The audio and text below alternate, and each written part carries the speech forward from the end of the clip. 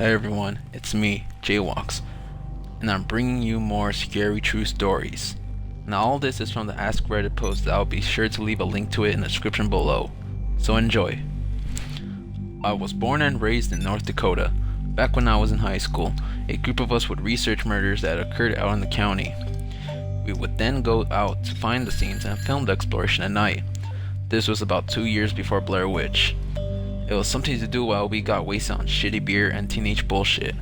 Eventually, we ran out of places to go. North Dakota has few people and few murders. So, we got really good at finding abandoned rural farmsteads by driving dirt roads and looking for the signs. Rut roads, deliberate tree groves, and old mailbox posts were common markers. We were out looking when we spotted a tree grove that was out of place. Sure sign. And drove through the field and discovered an old but not too old house. It had padlocks on the outside doors that were knocked off pretty easily. We dispatched of them and entered the kitchen. There were 6 of us, all with flashlights, and we lit up the kitchen/dining room fairly easily. The table was the initial thing you noticed, and it was strange because of how normal it looked. It was set for a meal, and not a bowl was out of place. Only thing was, we'd been in dozens of these houses and place settings were a first, especially unbroken ones.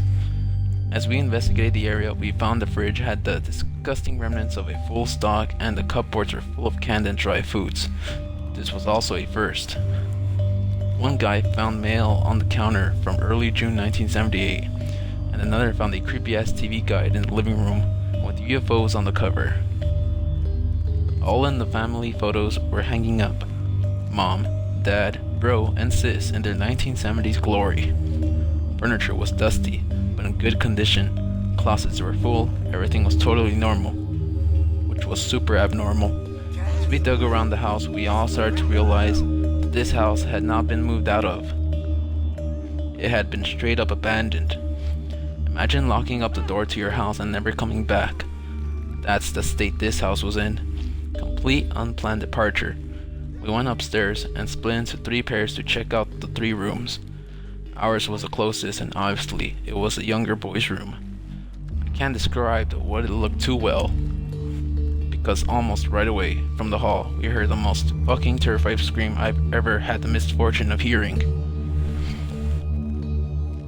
We went running into the hallway and were all yelling questions at each other at the same time. After a few really long seconds, 2 screamers caught their breath and said, "You have to go in and see."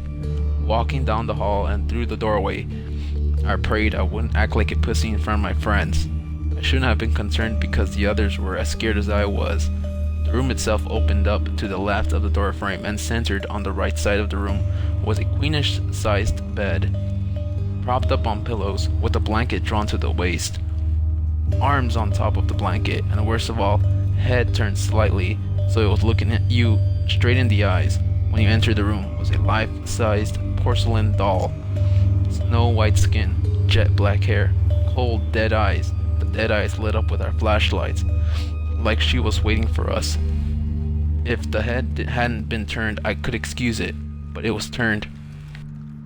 Ready for when we walked in, ready for 20 years. Hasty fucking exits were made down the stairs and into the car. It was during the ride we started to get even more creeped out when we realized that even though the house had been abandoned, someone had taken the time to set up the goddamn doll. Not packing food, clothes, or family photos. Setting up the doll was one of the last things done in the house. We researched their names, but got nothing. No tragic car accident, no grisly massacre, no extended family. Just a tacky time capsule in the middle of nowhere. We found out that the county had taken possession of the land for non-payment of taxes, explaining the locks, but never tracked down any more information on what happened to them, or why they left that fucking doll. Number 2. My grandfather owns several forests around the village he lives in, and he drives through them every week to check how the trees are doing and whether something needs to be fixed. He really loves his trees and has a sharp eye for any potential sickness or insect that could pose a threat. A decade or 2 ago, hitchhikers were very common. Even in the thinly populated areas of Bavaria, he encountered them regularly and was always happy to help.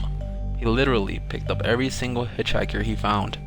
One day, however, he had a bad feeling about one. Without any reason, he dismissed this one hitchhiker standing on the side of the path.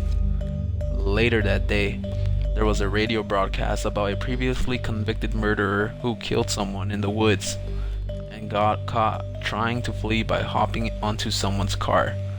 Just writing this down makes me shudder again. Number 3. Working as a paramedic, I was dispatched to what went out as a simple assault call in the bad neighborhood. This was around 10 p.m. We arrived at the address to find a man standing behind a row of parallel parked cars in front of his house, yelling in a strange, high-pitched voice. The police were trying to calm him down.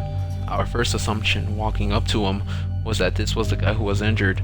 But once we got the gurney around the parked cars, we saw what was really going on. A dead man was leaned up against a Mini Cooper slouched in the gutter. I'll never forget coming around the car to find him. There was this really unsettling moment that lasted about 2 seconds, where I thought he was alive and staring at me, then realizing he was looking through me, then realizing he was dead. He was shirtless and had been stabbed multiple times, and these were brutal wounds. Most stabbings I'd seen up to that point seemed to be simple penetrations, but this guy's chest and abdomen had been torn to shreds. It was nasty. The guy standing on the curb was yelling in that weird, warbly voice, crying, asking if his roommate would be okay. We started CPR and scooped him up and took him to the hospital, knowing that there really was no chance for this guy. After the doctor pronounced him, a couple of cops came over from the scene to square away business involving the victim. One of them really dropped a bomb on us. The story they had heard before our arrival was that the victim had left the house to have a smoke, and when his roommate came out to check on him, he found him stabbed to death outside.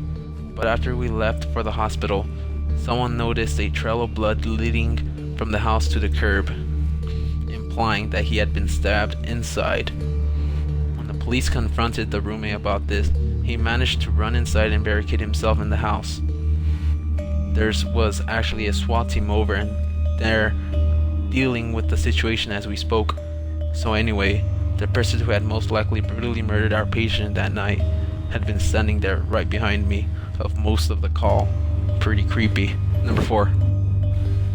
In 2008, I was living with a bunch of people for university, a couple and 2 other guys. The couple broke up a few months after we moved in, and the tension was insane.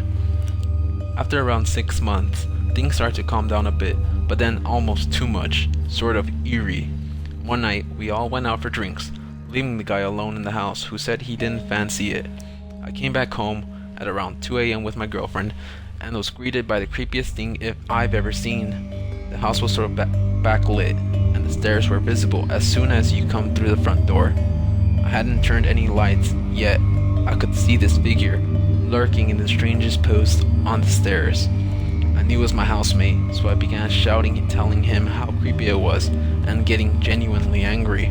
Eventually I turned on the light to see he had hung himself from the banister. My instant reaction was to cut him down, so I ran and grabbed him while my girlfriend got a knife from the kitchen and cut him down. I also performed CPR while my girlfriend called the ambulance. Turned out he had been dead for around 3 hours. 3 years of heavy drinking for me. Number 5.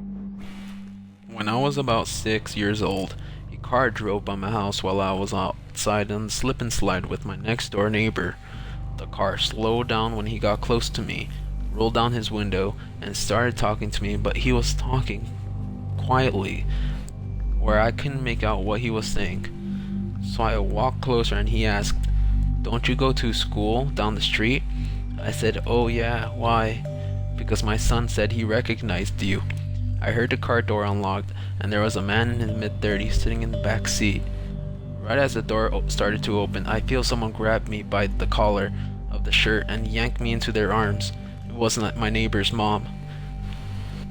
She dragged me all the way back to her house, and as soon as the driver saw her, he peeled off. When he got back to the house, she called the cops immediately. I didn't even realize how close I was getting kidnapped until I saw my mom crying when she heard about what happened. Thanks for watching. If you enjoyed the video, please be sure to leave a like, a favorite, and subscribe for more scary true stories. If you have a story yourself, please be sure to leave in the comment section below, and it might be in my next video. So this is WalkZ, and this is goodbye for now. Peace.